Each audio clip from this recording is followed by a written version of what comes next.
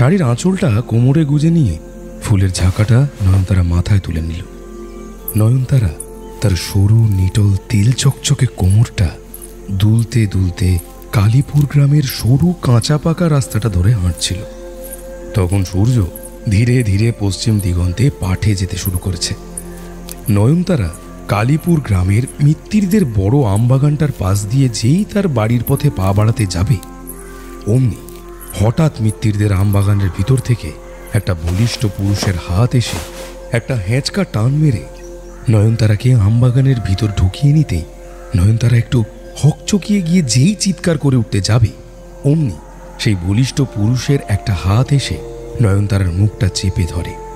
আর সে তার অন্য এক হাত দিয়ে নয়নতারার সরু নিটল তেল চকচকে কোমরে হাত দিয়ে একটা হেঁচকা টান মেরে নয়নতারাকে তার কাছে টেনে নিয়ে বলে, ওরে নয়নতারা, চিৎকার করিস না রে, আমি তোর চন্দন। চন্দনের গলা পেয়ে নয়নতারা ভয়ে ভয়ে চোখ খুলে দেখে তার সামনে তার প্রেমিক চন্দন দাঁড়িয়ে। নয়নতারার সামনে চন্দনকে দাঁড়িয়ে থাকতে দেখে নয়নতারা একটা হাঁফ ছেড়ে বলে, তুমি? হুফ, আমি ভাবলাম কে না কে আমার হাত ধরে টানলো। তা তুমি এখন আমবাগানে কি করছো? নয়নতারার প্রশ্ন শুনে চন্দন নয়নতারাকে আরো কাছে টেনে নিয়ে নয়নতারার চিবুক ধরে বলে, তুই তো কদিন বাদেই অন্য কারোর বউ হয়ে যাবি, তাই তোকে খুব দেখতে ইচ্ছা করছিল, তাই আমি তোর জন্য এই আমবাগানে অপেক্ষা করছিলাম। আমি জানি তুই গ্রামের হাটে ফুল বিক্রি করে সন্ধ্যাবেলা রোজ এই পথ দিয়েই ফিরিস। চন্দনের কথা শুনে নয়নতারা মুখ বেঁকিয়ে বলে, তোমারই তো বাড়ি যাচ্ছে, তোমার ওই বুড়ো ঢ্যামনা দাদার বউ হই না? কোথায় ভেবেছিলাম তুমি আমাকে বিয়ে করে আর আমি তোমার হাত ধরে তোমার বাড়ি গিয়ে তোমার বুকে মাথা রেখে তোমার সঙ্গে সুখে সংসার করব। তা না সালা, এখন তোমার ওই দোজ বরের বুড়ো ঢ্যামনা দাদাটার সঙ্গে আমাকে সংসার করতে হবে। ভালো লাগে না জানো? নয়নতারার এই কথা শুনে চন্দন উদাস গলায় বলে ওঠে, আমার যদি অনেক ক্ষমতা থাকতো রে হাতে, তাহলে তোকে এক্ষুনি এক মাথা সিঁদুর পরিয়ে আমার বউ করে যোগ্য সম্মান দিয়ে ঘরে তুলতাম, কিন্তু সে ক্ষমতা তো আমার হাতে নেই। বাপটা তো মরার আগে সব সম্পত্তি আমার ওই বুড়ো ঢ্যামনা দাদার নামে লিখে দিয়ে গেছে। বাবার মরার আগে ধারণা ছিল আমি নাকি বাবার সব সম্পত্তি ফুর্তি করে একদিনে উড়িয়ে ফেলব, তাই তো বাবার সব সম্পত্তি দাদার নামে লিখে দিল। আর আমার দাদাও তো সেই রকম হয়েছে। জানিস না নয়নতারা, বাবার কাছ থেকে সম্পত্তি নিলি তো নিলি, তা বাড়িতে ছোট একটা ভাই আছে, তাকে কিছু দে, তা উনি দেবেন না, সব নিজের ট্যাকে গুঁজে রেখে দিয়েছে সালা। আমার দাদাটা কবে যে মরবে কে জানে। চন্দনের এই কথায় নয়নতারা গুরুত্ব না দিয়ে সন্ধে হয়ে আসছে দেখে চন্দনকে বলে, আচ্ছা বলো কি দরকার? সন্ধে হয়ে আসছে কিন্তু, হ্যাঁ, তাড়াতাড়ি বাড়ি না ফিরলে আমার বুড়ো বাপটা আবার চিৎকার করে বাড়ি মাথায় করবে, বুঝেছো? নয়নতারার কথা শুনে চন্দন বলে, তোমার তো সামনে বিয়ে, আর তো তোমাকে একা পাবো না কোনোদিন, তাই আজ রাত 12টার সময় আমার সঙ্গে হালদারদের যে পুরনো জমিদার বাড়িটা আছে ওইখানে দেখা করবে। আজ রাতে আমার সঙ্গে, ঠিক আছে? চন্দনের এই কথা শুনে নয়নতারা কি যেন একটা ভাবে, তারপর বলে, হ্যাঁ দেখা করব, কিন্তু আমার যদি আসতে দেরি হয়? তুমি কিন্তু কিছু মনে করবে না চন্দন, তুমি তো সব জানো, বলো আমার বাড়ির পরিস্থিতি ঠিক কেমন? নয়নতারার আসার কথা শুনে চন্দন বলে, আচ্ছা ঠিক আছে, আমি তোমার জন্য অপেক্ষা করব। এই কথা বলে চন্দন নয়নতারার নরম ঠোঁটে ঠোঁট রেখে একটা আলতো চুমু খেতেই নয়নতারার চন্দনের ঠোঁটের স্পর্শ পেয়ে তার সারা শরীর শিহরিত হয়ে ওঠে। তারপর লাল লজ্জারাঙা মুখ নিয়ে বাড়ির পথে রওনা দেয়।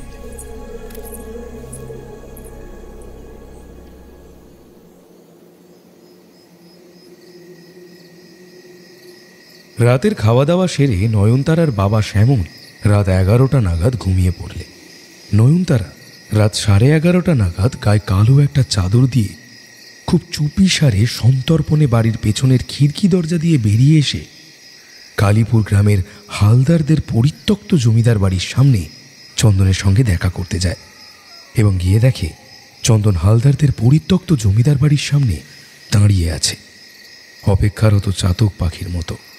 এরপর নয়নতারা চন্দনের কাছে গিয়ে চারিদিকটা একবার ভালোভাবে তাকিয়ে নিয়ে ফিসফিস করে বলে, আজ বাবা তাড়াতাড়ি ঘুমিয়ে পড়েছিলেন বলে আসতে পেরেছি, বুঝলে? না হলে তো বাবার এক একদিন ঘুমোতে রাত 12:30 বেজে যায়। তাড়াতাড়ি এবার বলো তো, তুমি কি জন্য ডেকেছিলে? হ্যাঁ চন্দন, বলো, কি জন্য ডেকেছিলে আজ? নয়নতারার কথা শুনে চন্দন নয়নতারার নরম লাল ঠোঁটে হাত বুলোতে বুলোতে বলে, বেশ কাঁদো কাঁদো গলায়, এত তারা কিসের নয়ন? আজ তোমাকে আমার খুব কাছে পেতে ইচ্ছা করছে, তোমাকে খুব আদর করতে ইচ্ছা করছে। তুমি একটু আমাকে তোমার শরীরের স্পর্শ পেতে দেবে? এই কথা বলে চন্দন নয়নতারাকে জাপটে জড়িয়ে ধরতেই নয়নতারাও সঙ্গে সঙ্গে চন্দনকে জাপটে জড়িয়ে ধরে।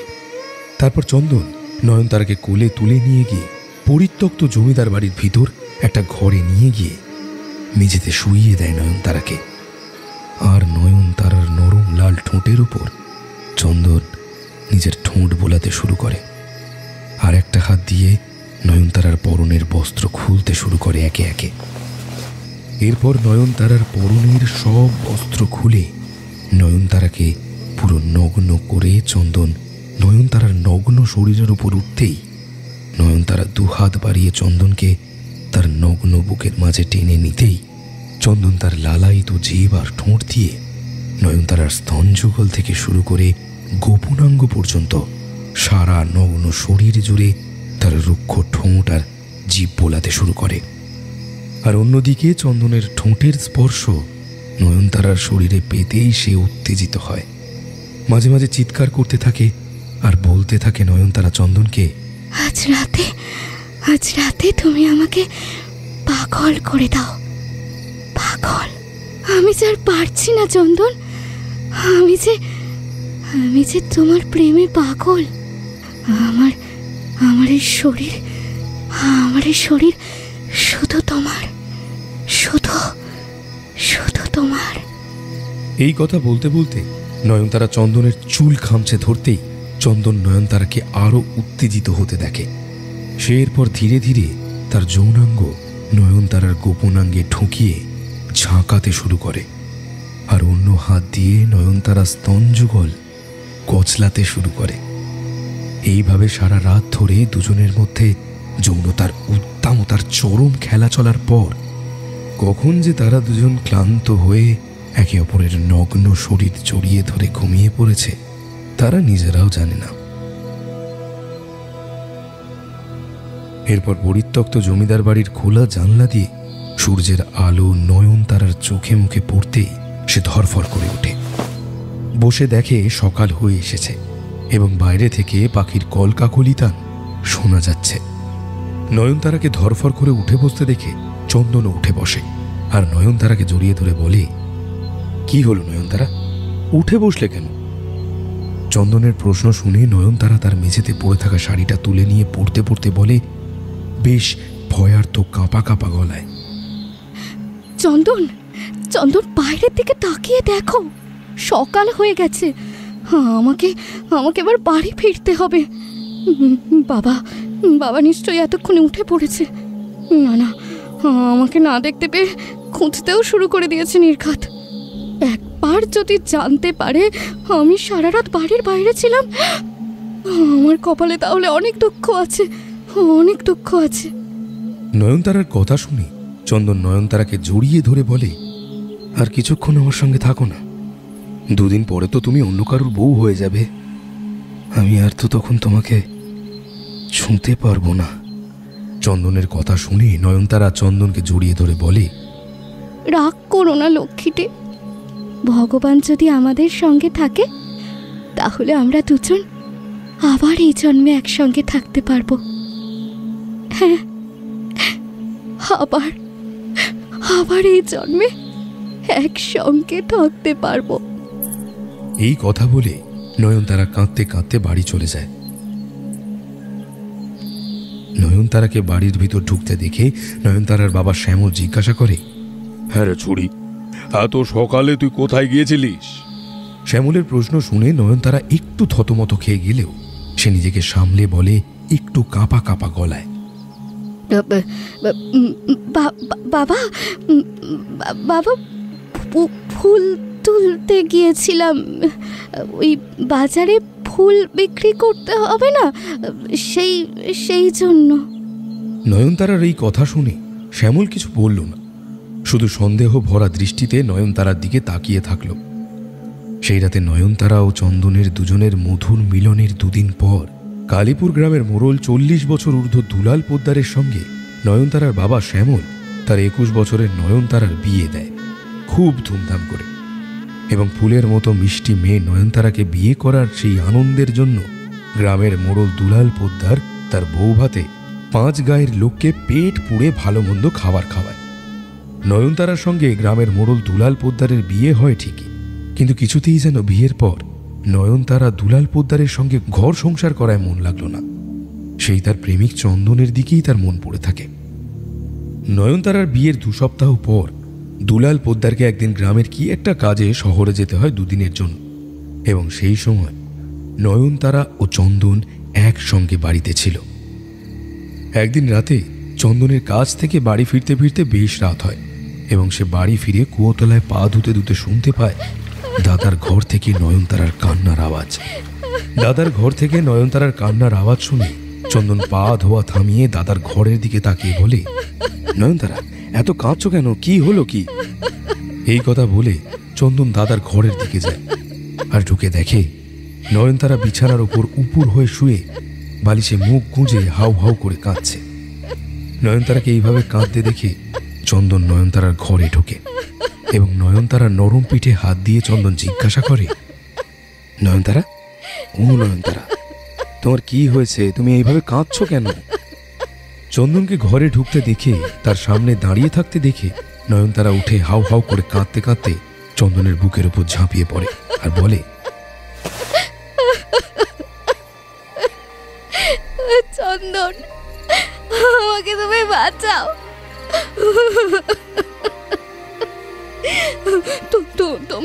তোমার ওই শয়তান দাদার হাত থেকে আমাকে তুমি বাঁচাও, আমি যে না হলে মরে যাবো চন্দন।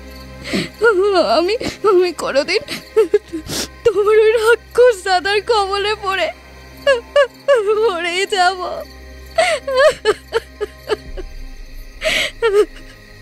নয়নতারার এই কথা শুনে চন্দন নয়নতারার চোখের জল মুছিয়ে জিজ্ঞাসা করে, সোনা, আমার দাদা তোমার সঙ্গে কি এমন কাজ করেছে যে তুমি মরার কথা বলছো? নয়নতারা তখন কাঁদতে কাঁদতে বলে, চন্দন, তোমার দাদা বিয়ের পর থেকেই আমাকে পেয়ে আমার এই সুন্দর শরীরটার ওপর পশুর মতো অত্যাচার করে। রোজ রাতে আমি প্রতিদিন রাতে তোমার দাদার ওই অত্যাচার সহ্য করি, দাঁতের দাঁত চেপে সহ্য করি। ব্যথায় যন্ত্রণায় চিৎকার করে উঠলে আমাকে উনি চট থাপ্পড় মেরে চুপ করিয়ে রাখেন। আমার কিচ্ছু করার নেই। নয়নতারার মুখে তার দাদার অত্যাচারের কথা শুনে চন্দন বলে ওঠে, তুমি কি বলছো কি নয়নতারা? আমার দাদা তোমাকে পশুর মতো অত্যাচার করে প্রতিদিন রাতে? ছি ছি ছি, আমার নয়নের গায়ে হাত। এরপর নয়নতারা চন্দনের কাছে হাত জড়ো করে কাঁদতে কাঁদতে বলে, আমি আর পারছি না চন্দন, আমি আর পারছি না। তোমার দাদার এই অত্যাচার আমি আর দিনের পর দিন সহ্য করতে পারছি না। তুমি আমাকে তোমার দাদার অত্যাচারের হাত থেকে বাঁচাও, না হলে যে আমাকে আত্মহত্যার পথ বেছে নিতে হবে। তোমার দাদার হাত থেকে বাঁচার জন্য আমাকে আত্মহত্যার পথ বেছে নিতে হবে। নয়নতারার মুখে আত্মহত্যার কথা শুনে চন্দন নয়নতারাকে জড়িয়ে ধরে নয়নতারার চোখের জল মুছাতে মুছাতে বলে, নয়নতারা, আমি থাকতে তোমার গায়ে আমি একটাও আঁচড় লাগতে দেব না। আমি এই দুদিনের মধ্যে দাদার এমন একটা ব্যবস্থা করব যে তোমার গায়ে হাত দেওয়া দাদার চিরদিনের মতো বন্ধ হয়ে যাবে, আর আমরা দুজন আবার একসঙ্গে থাকতে পারবো। চন্দনের মুখে এই কথা শুনে নয়নতারা বলে ওঠে, এই এই চন্দন, হ্যাঁ, কি ব্যবস্থা করবে? বলো না, তুমি তোমার দাদার কি এমন ব্যবস্থা করবে যে আমার গায়ে হাত দেওয়া চিরদিনের মতো বন্ধ হয়ে যাবে, আমরা আবার দুজন একসঙ্গে থাকতে পারবো? কি ব্যবস্থা করবে? হ্যাঁ, কি গো, বলো না। নয়নতারার প্রশ্ন শুনে চন্দন নয়নতারার নরম ঠোঁটের ওপর হাসতে হাসতে হাত বোলাতে বোলাতে বলে, আমার দাদাকে পরলোকে পাঠানোর ব্যবস্থা করব যে চিরদিনের মতো। চন্দনের এই কথা শুনে নয়নতারা উত্তেজিত হয়ে বলে ওঠে, কি বলছো কি চন্দন? তুমি তোমার দাদাকে নিজের হাতে মেরে ফেলবে? হ্যাঁ, সে আর বলছি কি, দাদাকে পরলোকে পাঠিয়ে আমরা দুজন দাদার যা জমি জমা আর এই বাড়িটা বিক্রি করে যা টাকা পয়সা পাবো, শহরে গিয়ে বিয়ে করে দুজনে ঘর সংসার বাঁধবো নতুন করে। তখন আমাদের কেউ বাধা দেওয়া থাকবে না নয়নতারা, কেউ না। চন্দনের এই প্রস্তাব শুনে নয়নতারা বলে, তাহলে দেরি কিসের? শুভ কাজে দেরি করতে নেই। চলো চন্দন, তাড়াতাড়ি আমরা শুভ কাজটা সেরে ফেলি। দাঁড়াও দাঁড়াও, এত তারা কিসের? আমার ঢ্যামনা দাদাকে আগে ফিরতে দাও শহর থেকে, তারপর তো শুভ কাজটা করা যাবে কি? এই বলে চন্দন নয়নতারাকে বিছানার উপর শুইয়ে দিয়ে আবার সেই দিন রাতের মতো ওই দিন রাতেও তারা শারীরিক ও যৌন খেলায় মিলিত হয়। দুলাল পোদ্দার বাড়ি না থাকাকালীনই এইসব ঘটে। পরদিন সকালবেলা চন্দন কাজ থেকে বাড়ি ফিরে এসে নয়নতারার হাতে ছোট কৌটো দিয়ে বলে, নয়নতারা, এই তোমার হাতে যে কৌটোটা দিলাম এর মধ্যে ধুতরা ফুলের বীজ আছে, আর তার সঙ্গে একটা বিষাক্ত রাসায়নিক ওষুধ। কাল দাদা শহর থেকে ফিরলে আমার দাদা রাতে শোয়ার আগে প্রতিদিন গরম দুধ খায়। ওই দুধের মধ্যে, ওই কৌটোর মধ্যে যা যা জিনিস আছে দুধের সঙ্গে মিশিয়ে দিও। তার পরের দিন সকালে দেখব দাদা পরলোকে টপকে গেছে।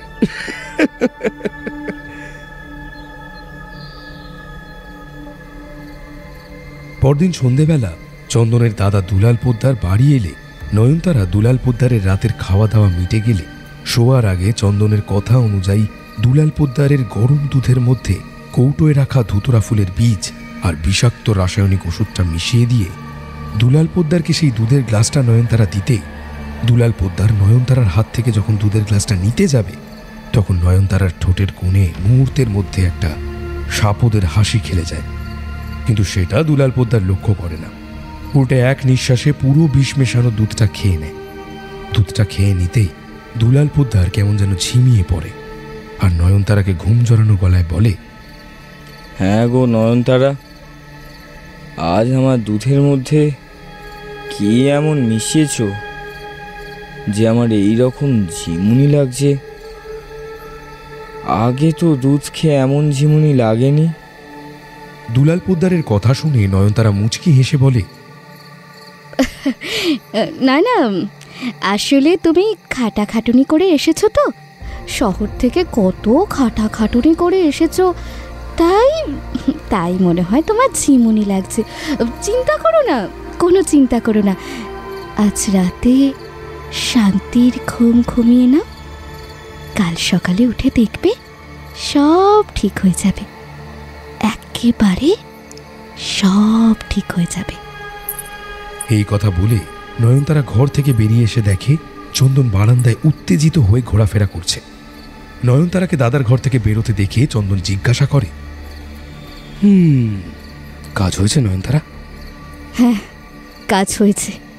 তুমি যেমন যেমন বলেছিলে আমি ঠিক সেই রকম ভাবে করেছি, কিচ্ছু চিন্তা করো না চন্দন। নয়নতারার মুখে এই কথা শুনে চন্দন বলে, ব্যাস, কাল সকালে দাদা পটল তুলল বলে।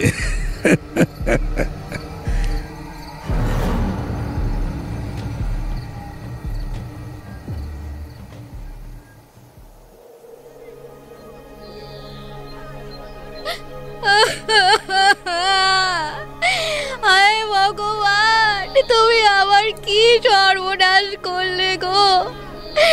এত তাড়াতাড়ি তুমি আমার শীতের সিঁদুর কেড়ে নিলে আমার কাছ থেকে। আমার স্বামীকে এত তাড়াতাড়ি কেড়ে নিলে। এই তো সেদিন আমাদের বিয়ে হলো।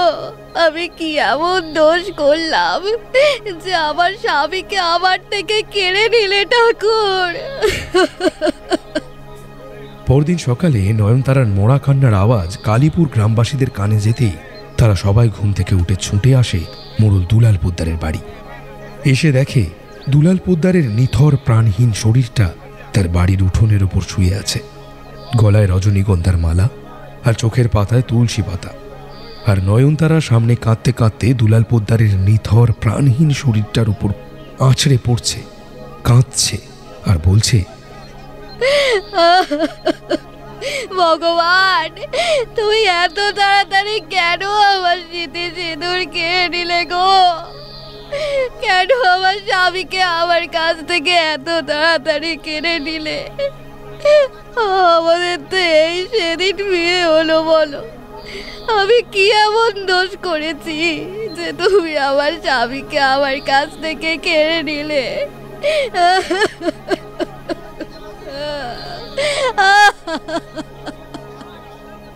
নয়নতারার এই করুণ আছড়ে পাছড়ে কান্না দেখে গ্রামবাসীদের মধ্যে থেকে কয়েকজন বউ বলে ওঠে, বাবা, কে কম বয়সে মেয়েটা বিধবা হলো বলো? সে যা বলেছ, এইবার সারা জীবন মেয়েটা কি করবে বলো তো? কে জানে? যা বলেছ, কে জানে বাবা। এরপর দুপুর গড়িয়ে বিকেল হতেই চন্দন ও গ্রামের বাসিন্দারা মিলে দুলাল পোদ্দারের নিথর মৃতদেহটা দাহ করার জন্য কালীপুর শ্মশানের উদ্দেশ্যে সবাই নিয়ে যায়। বলো হরি হরি বল, বলো হরি হরি বল করতে করতে। বলো হরি হরি বল, বলো হরি হরি বল, বলো হরি হরি বল।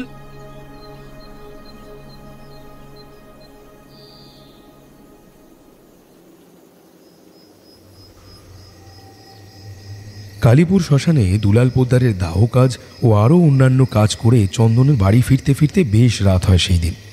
চন্দন যখন শ্মশানের সব কাজ সেরে বাড়ি ফিরছিল, তার সঙ্গে তখন একটা ছোট ঘটনা ঘটে গেল।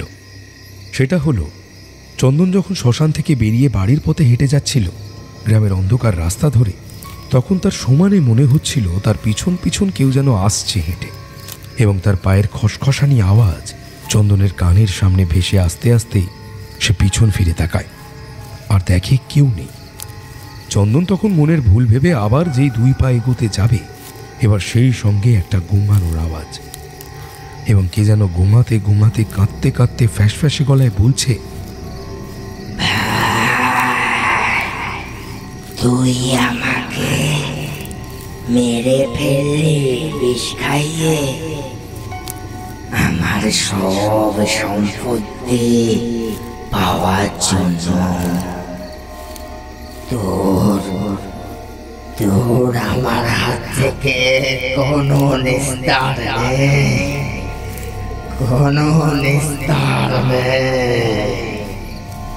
চন্দনের কানে গোঙানির আওয়াজটা আর কথাগুলো ভেসে আসতেই সে থমকে দাঁড়িয়ে পড়ে আর ভয়ার্থ কাঁপা কাঁপা গলায় ফিসফিস করে বলে, এই গোঙানির আওয়াজটা আর কথাগুলো, এগুলো তো শুনে মনে হচ্ছে দাদার গলা, কিন্তু দাদা তো মারা গেছে, এখানে আসবে কি করে? এই কথাগুলো বলে চন্দন পিছন দিকে আর না তাকিয়ে সঙ্গে সঙ্গে বাড়ির পথে হাঁটা লাগায়, এবং বাড়ির পথে যেতে যেতে সমানে শুনতে পায় কে যেন গোঙাতে গোঙাতে কাঁদতে কাঁদতে চন্দনের পিছন পিছন আস্তে আস্তে ফ্যাসফ্যাসে গলায় বলছে,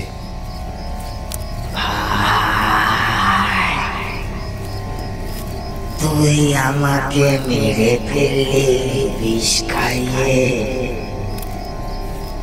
আমার আমার সব সম্পত্তি পাওয়ার জন্য তুই আমাকে মেরে ফেললি ভাই।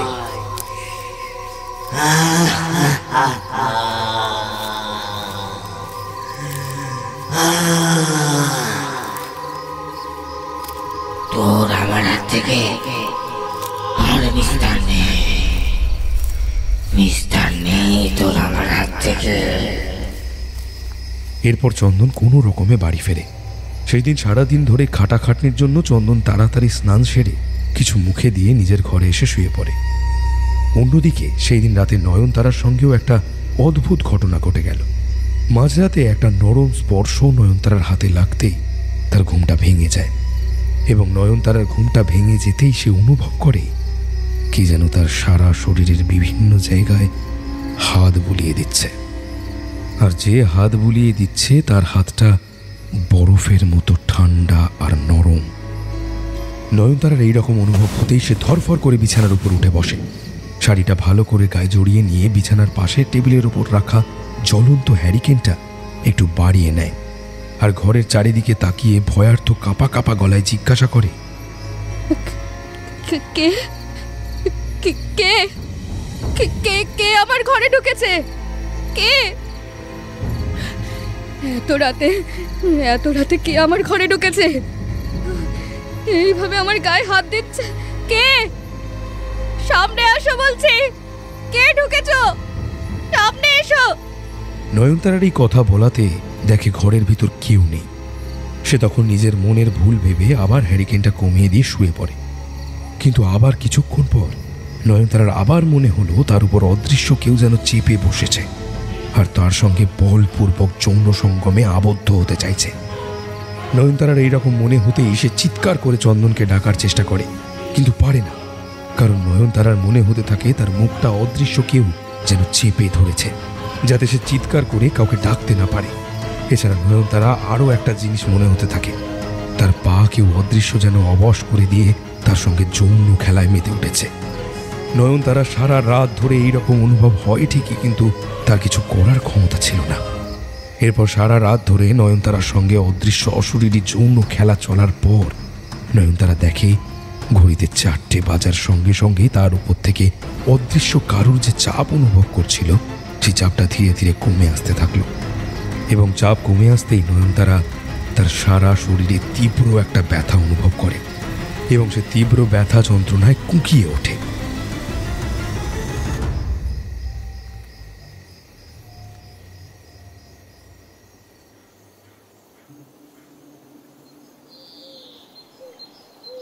নয়নতারা, ও নয়নতারা, তাড়াতাড়ি ওঠো, উঠে তাড়াতাড়ি রান্না করে আমাকে খেতে দাও, আমাকে যে কাজে বেরোতে হবে।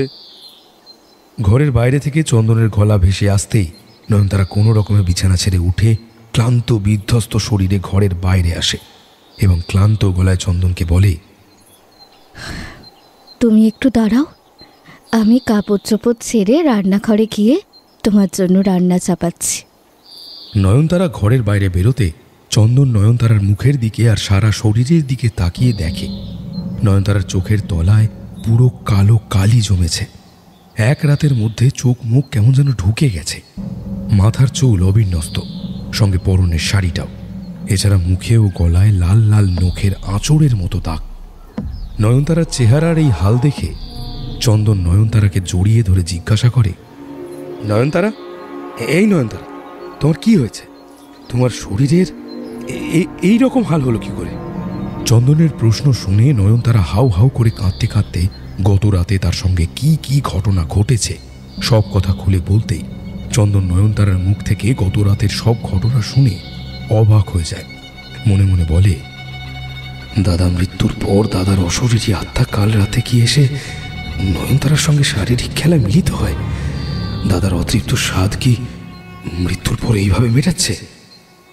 চন্দন, এই চন্দন, কি গো, কি ভাবছো? নয়নতারার কথা কানে আসতেই চন্দন বলে, না কিছু না, যাও তুমি রান্নাঘরে গিয়ে আমার জন্য রান্না করো। বাড়ি বসে দাদার মৃত্যু শোক পালন করলে তো চলবে না, আমাকে তো টাকা রোজগারের জন্য কাজে যেতেই হবে। এই কথা বলে চন্দন কল ঘরে স্নানে চলে যায়, আর নয়নতারা রান্নাঘরে চন্দনের জন্য রান্না করতে চলে যায়। নয়নতারা উনুনে ভাত বসিয়ে পাশে বঁটিতে সবজি কাটছিল মন দিয়ে। নয়নতারার হঠাৎ সবজি কাটতে কাটতে মনে হলো তার নরম পিঠে কে যেন সমানে নখের আঁচড় দিচ্ছে, আর কানের সামনে কে যেন পুরুষ কণ্ঠে হিস হিস গলায় বলছে,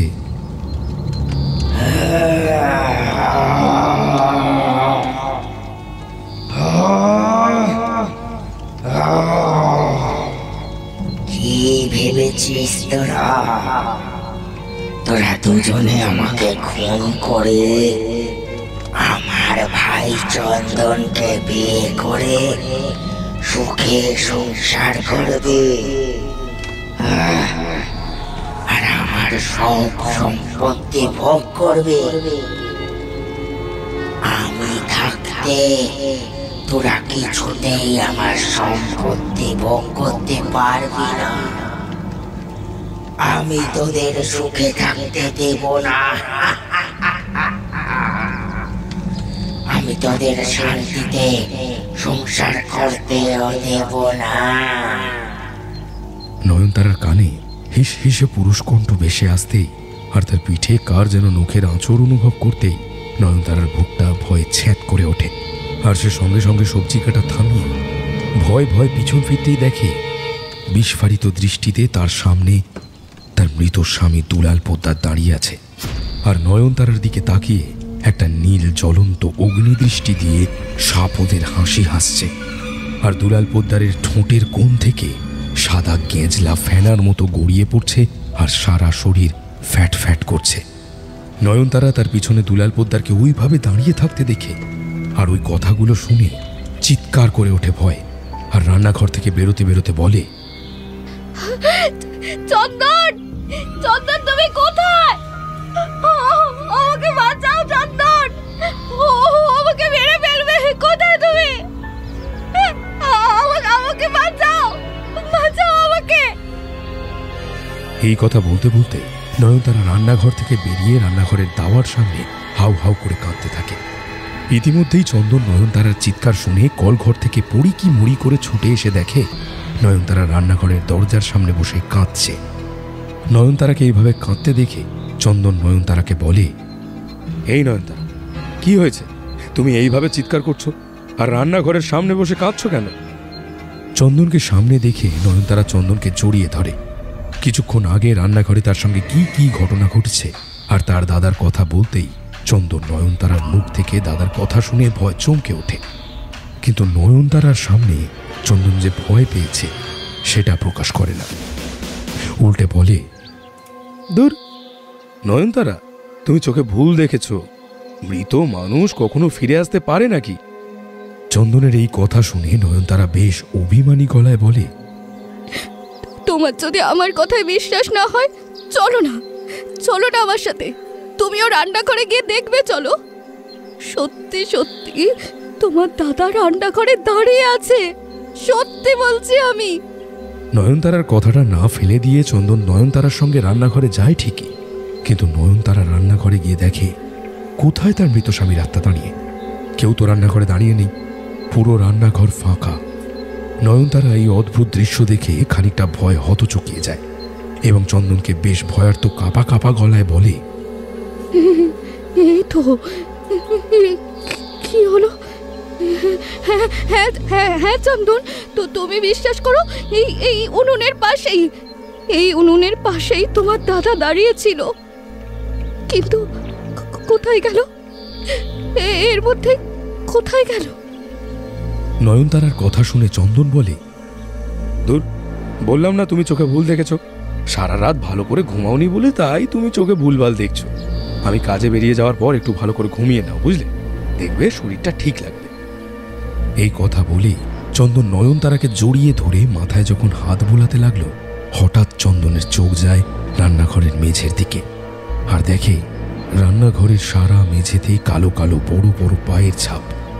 রান্নাঘরের মধ্যে মেঝের উপর কালো কালো বড় বড় পায়ের ছাপগুলো দেখে চন্দন ভয় পেয়ে যায় আর মনে মনে বলে, নয়নতারা তাহলে ঠিকই কথা বলেছে, আমার দাদা সত্যি সত্যি রান্নাঘরে এসেছিল। যদি এসেই থাকে তাহলে পায়ের ছাপগুলো দাদার না অন্য কারোর?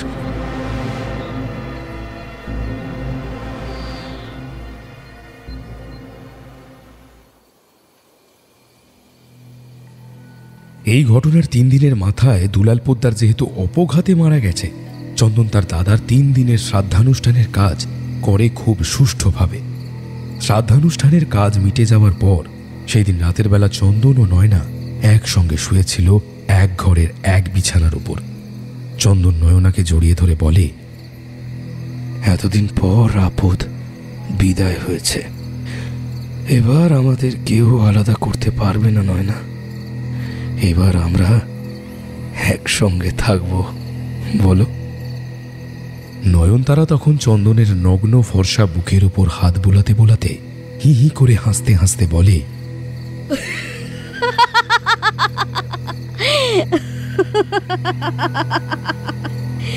ঠিক বলেছ, একদম ঠিক বলেছ চন্দন। এবার আমাদের আর কেউ আলাদা করতে পারবে না।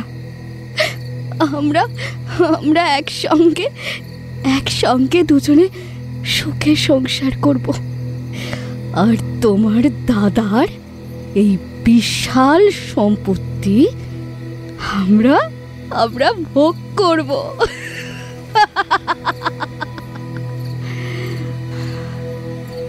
এই কথা বলে নয়নতারা চন্দনের শক্ত ঠোঁটের উপর তার নরম লাল ঠোঁট বোলাতে যেই শুরু করে, অমনি চন্দন নয়নতারাকে তার নগ্ন বুকের উপর টেনে নিয়ে তাকে শক্ত করে জড়িয়ে ধরে। নয়নতারার আদর অনুভব করতে থাকে সে। এরপর ধীরে ধীরে দুজনের মধ্যে যৌনতার উদ্দামতার চরম খেলা শুরু হয়।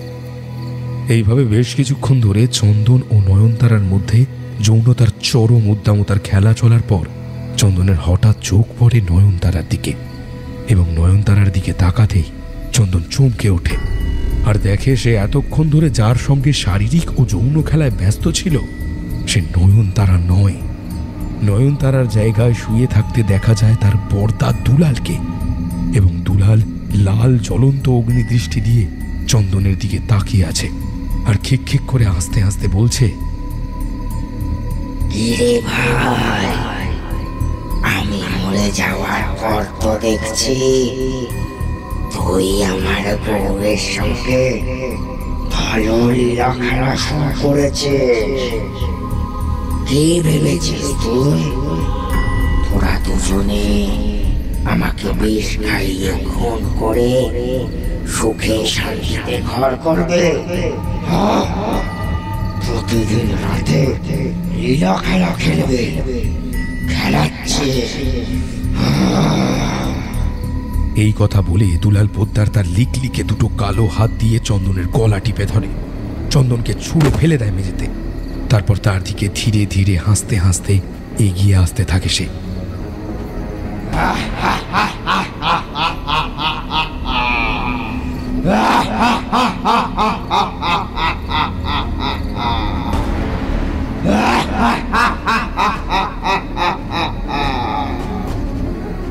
চন্দন তার দাদাকে ওইভাবে হাসতে হাসতে এগিয়ে আসতে দেখে তার গোটা উলঙ্গ শরীরটা ভয় থরথর করে কাঁপতে থাকে, আর কাঁদতে কাঁদতে হাত জড়ো করে সে বলে, দাদা দাদা আমাকে ক্ষমা করে দে, আমার ভুল হয়ে গেছে। কিন্তু দুলাল পোদ্দারের অতৃপ্ত আত্মা চন্দনের কোনো কথায় কান না দিয়ে চন্দনের উলঙ্গ শরীরের উপর চেপে বসে।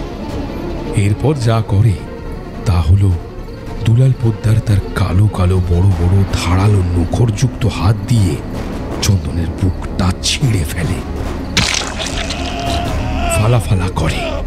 তারপর বুকের ভেতর থেকে একদম রক্ত মাংস বের করে এনে সেগুলো মুখে পুড়ে খেতে শুরু করে রক্ত মাংস। খাওয়া শেষ হলে সব শেষে চন্দনের বুকের ভেতর থেকে হৃৎপিণ্ডটা বের করে এনে কচমচ করে চিবোতে থাকে, আর কান এঁটো করে একটা বিশ্রী ধরনের হাসি হাসতে থাকে সে।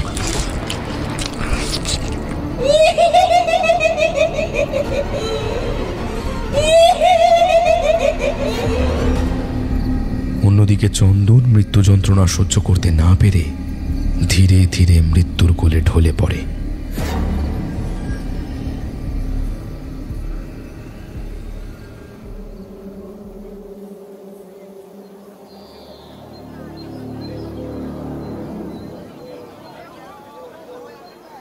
ও নয়নতারা, নয়নতারা, তোমার ঘুম ভাঙলো? এই তোমার ছোট দেওরের কি হয়েছে দেখো, এসে দেখো দেখো। পাড়ার লোকেদের চিৎকারের আওয়াজ নয়নতারার কানে যেতেই সে ধরফর করে উঠে বসে। দেখে তার পাশে চন্দন শুয়ে নেই। চন্দনকে শুয়ে থাকতে না দেখে বাইরে থেকে পাড়ার লোকেদের চিৎকারের আওয়াজ শুনে নয়নতারা বিছানা ছেড়ে ওঠে। তার পরনে এলোমেলোভাবে শাড়িটা ভালোভাবে ঠিক করে নিয়ে দরজা খুলে ঘর থেকে বাইরে বেরিয়ে আসতেই নয়নতারা যে ভয়ঙ্কর দৃশ্য বাড়ির উঠোনের মাঝখানে দেখে তার দু চোখ কপালে ওঠে। নয়নতারা বিস্ফারিত দৃষ্টিতে দেখে চন্দনের নিথর মৃতদেহটা উঠোনের মাঝখানে পড়ে আছে, কিন্তু তার বুকটা কে যেন ফালা ফালা করে ছিঁড়ে তার ভেতর থেকে রক্ত মাংস সব খেয়ে নিয়েছে এবং শরীরের ভেতর থেকে রক্ত মাংস খেয়ে নেওয়ার জন্য হাড়গুলো শরীরের ভিতর প্রত্যেকটা দেখা যাচ্ছে। এছাড়া নয়নতারা দেখে চন্দনের চোখ দুটো যেন বাইরে ঠিকরে বেরিয়ে এসেছে এবং চন্দনের চোখ বাইরে ঠিকরে বেরিয়ে আসা দেখে মনে হচ্ছে যেন ভয়ঙ্কর কিছু জিনিস বা দৃশ্য দেখে সে ভয় পেয়েছে। চন্দনের ভয়ঙ্কর বিভৎস মৃতদেহটা দেখে পাড়ার লোকেদের মধ্যে একজন মধ্যবয়স্ক লোক নয়নতারার উদ্দেশ্যে জিজ্ঞাসা করে, হ্যাঁ গো বৌমা, চন্দনের এই হালকে করলো কিছু জানো? পাড়ার লোকটার এই কথা শুনে নয়নতারা কিছু বলল না, কারণ সে ভালোভাবেই জানে চন্দনের এই অবস্থা কে করেছে। দুলাল পোদ্দারের অতৃপ্ত প্রেতাত্মা ছাড়া আর কেউ নয়। এরপর চন্দনের ভয়ঙ্কর বিভৎস মৃতদেহ চেহারাটা সহ্য করতে না পেরে নয়নতারা ওইখানেই অজ্ঞান হয়ে পড়ে যায়।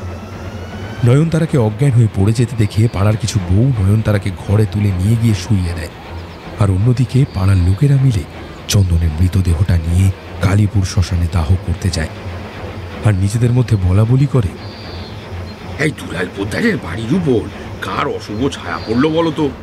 প্রথমে দাদা, তারপর ভাই, এরপরে যে এই বিধবা বউটার কি হবে কে জানে। ঠিকই বলেছো, কি হবে কে জানে, হ্যাঁ। বোঝা যাচ্ছে না।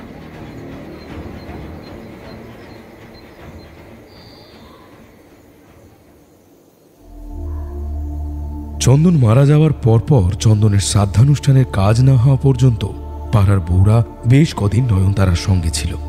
এরপর চন্দনের শ্রাদ্ধানুষ্ঠানের কাজ মিটে যাওয়ার পর পাড়ার বউরা যে যার বাড়ি চলে যায় এবং নিজেদের কাজে আবার আগের মতো ব্যস্ত হয়ে পড়ে। আর অন্যদিকে নয়নতারা তার শ্বশুর বাড়িতে পুরো একা হয়ে পড়ে এবং একা একা জীবন কাটায়। চন্দনের শ্রাদ্ধানুষ্ঠানের কাজ মিটে যাওয়ার এক সপ্তাহ পর একদিন সন্ধেবেলায় নয়নতারার সঙ্গে একটা অদ্ভুত ছোট ঘটনা ঘটে। সেটা হলো, নয়নতারা সন্ধেবেলায় ঠাকুরঘর থেকে পুজো সেরে বেরিয়ে এসে উঠোনে তুলসী মঞ্চের সামনে প্রদীপ আর ধূপ দেখাচ্ছিল। হঠাৎ ধূপ ঘোরাতে ঘোরাতে নয়নতারার চোখে পড়ে ঘরের টিনের চালের দিকে এবং নয়নতারা আলো আধারির মধ্যে দেখে টিনের চালের উপর একটা বিরাট বড় কালো লোমশ চার পেয়ে প্রাণী হামাগুড়ি দিয়ে টিনের চালের উপর ঘুরে বেড়াচ্ছে। নয়নতারা টিনের চালের উপর লোমশ কালো প্রাণীটাকে দেখে তুলসী মঞ্চের ওপর থেকে প্রদীপটা হাতে তুলে নিয়ে সেই দিকে এগিয়ে গিয়ে লোমশ কালো চার পেয়ে প্রাণীটার দিকে প্রদীপের আলোটা তুলে নিয়ে সেদিকে চিৎকার করে বলে ওঠে, কে কে এই সন্ধ্যেবেলায় ঘরের চালের উপর ঘোরাফেরা করছে? যদি ভালো চাও তো নিচে নেমে আসো, না হলে কিন্তু আমি পাড়ার লোক ডাকবো বলে দিলাম। কে ঘোরাফেরা করছো? নিচে নেমে এসো বলছি। নয়নতারা চিৎকার করছে দেখে সেই লোমশ চার পেয়ে কালো প্রাণীটা টিনের চালের উপর ঘোরাফেরা থামিয়ে হঠাৎ করে নয়নতারার দিকে তাকায় এবং কালো প্রাণীটা তাকাতেই নয়নতারা যা দেখে তা হলো, এতক্ষণ ধরে টিনের চালের উপর যে কালো চার পেয়ে প্রাণীটা ঘোরাফেরা করছিল সে আর কেউ নয়, সে হলো দুলাল পোদ্দারের অতৃপ্ত প্রেতাত্মা, মানে নয়নতারার স্বামী। ঘরের টিনের চালের উপর এই ভয়াবহ দৃশ্য দেখে নয়নতারা প্রদীপ ছুঁড়ে ফেলে দিল। সঙ্গে সঙ্গে ছুটে গিয়ে ঘরের দরজা বন্ধ করে হাঁপাতে থাকলো। সে বিছানায় বসে আর শুনতে থাকে টিনের চালের উপর তার স্বামী দুলাল পোদ্দার সমানে ঘোরাফেরা করছে আর তাকে গোঙাতে গোঙাতে বলছে, চন্দনের পর এবার তোর পালা নয়নতারা। আমি আমার এই সম্পত্তি কাউকে ভোগ করতে দেব না। যে এই সম্পত্তির দিকে হাত বাড়াবে সেই মরবে আমার হাতে।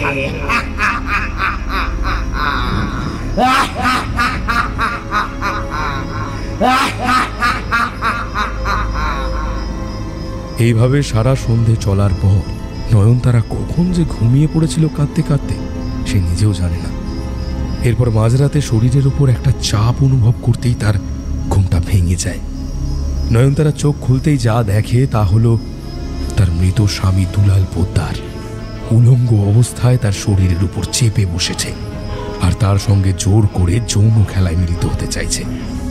নয়নতারা তার শরীরের উপর দুলাল পোদ্দারকে ওইভাবে বসে থাকতে দেখে যেই চিৎকার করে উঠতে যাবে অমনি সঙ্গে সঙ্গে দুলাল পোদ্দারের একটা ঠান্ডা হাত এসে নয়নতারার মুখ চেপে ধরে আর অন্য হাত দিয়ে নয়নতারার পরনের বস্ত্র খুলতে শুরু করে।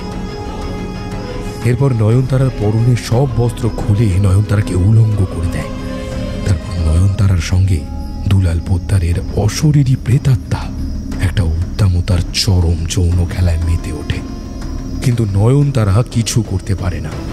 অশরীরী দুলাল পোদ্দারের প্রেতাত্মার উপর শুধু নীরবে চোখের জল ফেলে বালিশ ভেজায়। এইভাবে কয়েকটা রাত চলার পর নয়নতারা অতিষ্ঠ হয়। সে শ্বশুরবাড়ি ছেড়ে বাপের বাড়িতে ফিরে আসে ঠিকই, কিন্তু অশরীরী দুলাল পোদ্দারের অত্যাচারের হাত থেকে বাঁচলেও সে রাতে শোয়ার সময় ঘরের বাইরে থেকে প্রতিদিন রাতে শুনতে পেত কে যেন তাকে ফ্যাঁসফ্যাঁসে গলায় বলছে, ঘরের বন্ধ জানলার সামনে দাঁড়িয়ে, কি ভেবেছিস তুই নয়নতারা ওই বাড়ি থেকে চলে এসে তুই এখানে বেঁচে যাবি আমার হাত থেকে? না না না না না না, আমি তোকে কিছুতেই ছাড়ব না। চন্দনের মতো আমার হাতেও যে তোর মরণ লেখা আছে।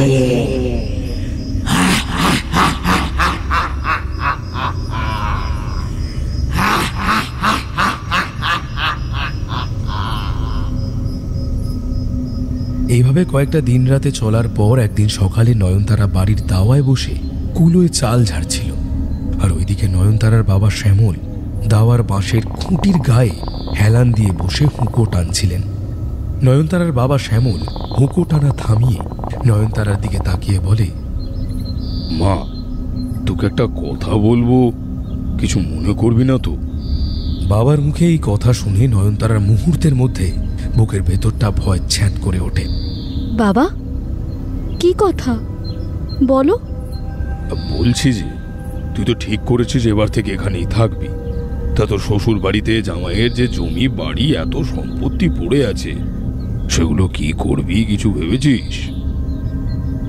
বাবার মুখে এই কথা শুনে নয়নতারার মুহূর্তের মধ্যে বুকের ভেতরটা ভয় ছ্যাঁত করে ওঠে আর মনে পড়ে যায় তার মৃত স্বামী দুলাল পোদ্দারের অতৃপ্ত আত্মার হুমকি। যে আমার বাড়ি আর সম্পত্তির দিকে হাত বাড়াবে আমার হাতে তার মৃত্যু লেখা আছে। আমার এই সম্পত্তি আমি কাউকে ভোগ করতে দেব না। দুলাল পোদ্দারের অতৃপ্ত আত্মার এই হুমকির কথা নয়নতারার মনে পড়তেই বাবার ওই কথাগুলো শুনে নয়নতারা বলে, বাবা, আর কিছুদিন যাক, দেখি কি করা যায়। নয়নতারার এই কথা শুনে শ্যামল বলে, জামাইয়ের জমি জমা ও বাড়ির যে সম্পত্তির কাগজপত্রগুলো আছে সেগুলো নিয়ে আমার সঙ্গে একদিন জমিদার মশাইয়ের কাছে চল, আর ওনাকে গিয়ে সম্পত্তির কাগজগুলো দেখালে, সব কথা খুলে বললে উনি হয়তো কিছু একটা ব্যবস্থা করবে। তোর ভবিষ্যতের জন্যই বলছি, এইভাবে জমি বাড়ি পড়ে থাকলে 12 ভূতে যে লুটে পুটে খাবে মা নয়নতারা। শ্যামলের এই কথা শুনে নয়নতারা প্রথমে রাজি না হলেও পরে নিজের ভবিষ্যতের কথা মননে চিন্তা করে খানিকটা নিমরাজি হয়। শ্যামলের কথা অনুযায়ী 1 সপ্তাহ পর নয়নতারা শ্বশুর বাড়িতে যায় তার স্বামী দুলাল পোদ্দারের সম্পত্তির কাগজপত্র আনতে, এবং ওই সম্পত্তির কাগজপত্র আনতে গিয়ে নয়নতারার মৃত্যুর কাল হয়ে দাঁড়াবে দুলাল পোদ্দারের অতৃপ্ত প্রেতাত্মার হাতে কেই বা আগে থেকে জানত? নয়নতারা শ্বশুরবাড়িতে গিয়ে যেখানে দুলাল পোদ্দারের সব সম্পত্তির কাগজপত্র কোথায় থাকতো সেটা নয়নতারা খুব ভালোভাবে জানত। এবং একদিন নয়নতারা সন্ধেবেলা দুলাল পোদ্দারের কাগজপত্র যেখানে থাকতো সেগুলো বের করে গুছিয়ে রাখছিল, পরদিন জমিদার মশাইয়ের কাছে নিয়ে যাবে বলে। নয়নতারা যখন দুলাল পোদ্দারের সম্পত্তির কাগজপত্রগুলো ব্যাগে ঢোকাচ্ছিল, হঠাৎ সেই সময় নয়নতারার কানের সামনে কে যেন ফ্যাসফ্যাসে গলায় বলে ওঠে, কিরে নয়নতারা, আমার সম্পত্তির কাগজপত্রগুলো জমিদার মশাইয়ের কাছে নিয়ে গিয়ে তোর নামে সব সম্পত্তি করে নিবি ভেবেছিস? তা আমি হতে কিছুতেই দেব না।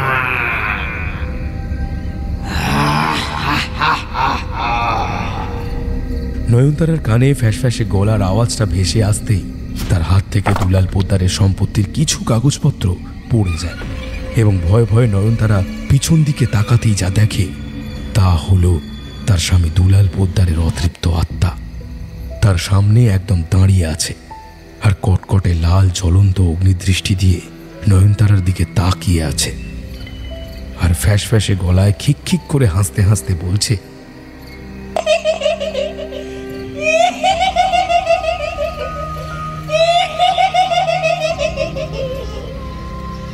কিরে নয়নতারা, আমার সম্পত্তির কাগজপত্রগুলো জমিদার মশাইয়ের কাছে নিয়ে গিয়ে তোর নামে সব সম্পত্তি করে নিবি এই ভেবেছিস, তাই না? তা কিন্তু আমি কিছুতেই হতে দেব না, কিছুতেই হতে দেব না।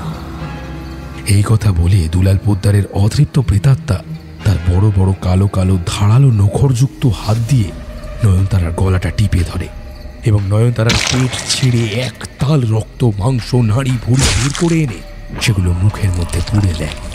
কচমচ করে চিবোতে থাকে আর খিক খিক করে বিশ্রী ধরনের কান এঁটো করা হাসি হাসতে থাকে। আর অন্যদিকে নয়নতারা দুলাল পোদ্দারের হাতের ধারালো নখের আঁচড় সহ্য করতে না পেরে ব্যথা যন্ত্রণায় কুকিয়ে ওঠে, চিৎকার করে ওঠে, বাঁচাও! কে কে কোথায় আছো? বাঁচাও! বাঁচাও! কে কোথায় আছো? বাঁচাও! কিন্তু নয়নতারার এই আর্ত চিৎকার পাড়ার ও গ্রামের বাসিন্দাদের কারোরই কানে পৌঁছায় না, কারণ তখন ছিল গভীর রাত, সবাই গভীর ঘুমে আচ্ছন্ন। এরপর নয়নতারার পেটের নাড়ি ভুড়ি খাওয়া শেষ হলে দুলাল পোদ্দার যা করে তা হলো নয়নতারার ধর থেকে মুন্ডুটা একটানে ছিঁড়ে নেয়, তারপর সেটা ধরে কচমচ করে চিবোতে থাকে। আর অন্যদিকে নয়নতারার মুন্ডুহীন শরীরটা মেঝেতে পড়ে গিয়ে থরথর করে দু একবার কেঁপে স্থির হয়ে যায়।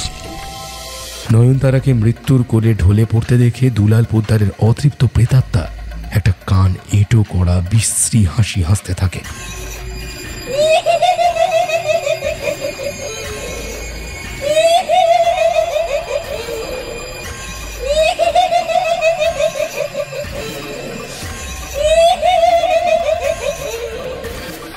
কান এঁটো করা হাসি হাসতে হাসতে মনের আনন্দে নয়নতারার মুন্ডুটা কচমচ করে চিবিয়ে চিবিয়ে খেতে থাকে।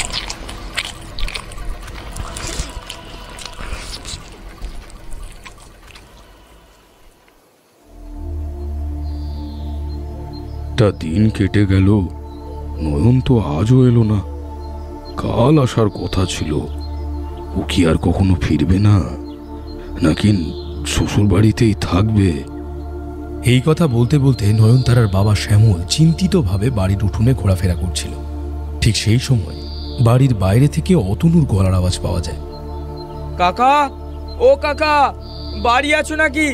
তাড়াতাড়ি বাইরে আসো, একটা খবর আছে তোমার জন্য। অতনুর গলার আওয়াজ পেতেই বাড়ির বাইরে বেরিয়ে এসে শ্যামল জিজ্ঞাসা করে, কি খবর রে অতনু? শ্যামলের প্রশ্ন শুনে অতনু হাউ হাউ করে কাঁদতে কাঁদতে বলে, কাকা, তোমার মেয়ে নয়নতারা আর এই পৃথিবীতে নেই। ওই ইহলোক ত্যাগ করে পরলোকে পাড়ি দিয়েছে চিরদিনের মতো। অতনুর মুখে নয়নতারার মৃত্যুর খবর শুনে শ্যামলের মাথায় যেন আকাশ ভেঙে পড়ে, আর কাঁপা কাঁপা গলায় বলে, তুই কি বলছিস? কি বলছিস কি অতনু? আমার নয়ন আর এই পৃথিবীতে নেই। ও কি করে মারা গেল? কিছু কি জানিস? অতনু তখন বলে, জানি না নয়ন দিদি ভাই কি করে মারা গেল জানি না। আমার মনে হয় কাকা নয়ন দিদি ভাইকে কেউ বা কারা খুন করেছে কাল রাতে।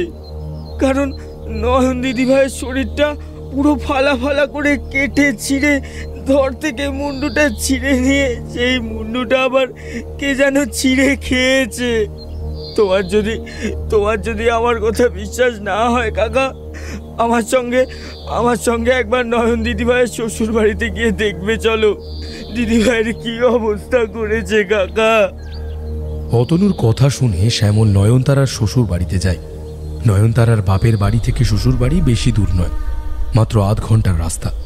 এবং নয়নতারার শ্বশুর বাড়িতে গিয়ে শ্যামল যা দেখে তা হলো বাড়ির উঠোনের মাঝখানে নয়নতারার ছিন্ন ভিন্ন মুন্ডহীন শরীরটা পড়ে আছে। আর নয়নতারার ছিন্ন ভিন্ন শরীরটা থেকে একটু দূরে নয়নতারার মুন্ডুটা পড়ে আছে। কিন্তু মুন্ডুটা দেখে মনে হচ্ছে কেউ যেন সেটা ছিঁড়ে খেয়েছে, কারণ নয়নতারার মুন্ডুটার ভিতর থেকে রক্ত, মাংস, ঘিলু সব বেরিয়ে এসে উঠোনে ছড়িয়ে ছিটিয়ে রয়েছে। নয়নতারার ছিন্ন ভিন্ন শরীরটা দেখে নয়নতারার বাবা শ্যামল ওইখানেই হৃদরোগে আক্রান্ত হয়ে মারা যায়। নয়নতারার মৃত্যুর পর থেকে মোড়ল দুলাল পোদ্দারের বাড়ির সামনে থেকে সন্ধ্যের পর গ্রামের বাসিন্দারা আর পাড়ার লোকেরা কেউ যাতায়াত করতে পারত না ভয়ে। কারণ পাড়ার লোকেরা সন্ধ্যের পর ওই বাড়ির সামনের রাস্তা দিয়ে আসার সময় মাঝে মাঝে দেখতে পেত 3টে বড় বড় কালো অবয়ব ওই বাড়ির সামনেই ঘোরাফেরা করছে। এবং ওই 3টে কালো অবয়ব দেখেই বোঝা যেত ওটা কাদের অবয়ব। তারা হলো মোড়ল দুলাল পোদ্দার, তার ভাই চন্দন ও নয়নতারার। এবং পাড়ার লোকেরা অবয়ব 3টে দেখে বলতো, এরা 3 জনের অতৃপ্ত প্রেতাত্মা। ঠিক বলেছ, এরা শান্তিও পায়নি আর এই বাড়ির মায়াও ছাড়তে পারেনি। যা বলেছ।